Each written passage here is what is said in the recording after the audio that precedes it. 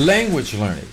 Hello, Mappineering can significantly enhance your language learning experience. Start with the language you're learning at the center. Branch out to key areas like vocabulary lists, grammar rules, practice schedules, and cultural insights. Use sub-branches to detail specific activities and resources. This visual tool helps in organizing your learning process and staying motivated. It also makes it easier to identify areas needing improvement and celebrate your progress. Mind maps make language learning more structured and enjoyable. Can you dig it? I'm sure you will. Peace.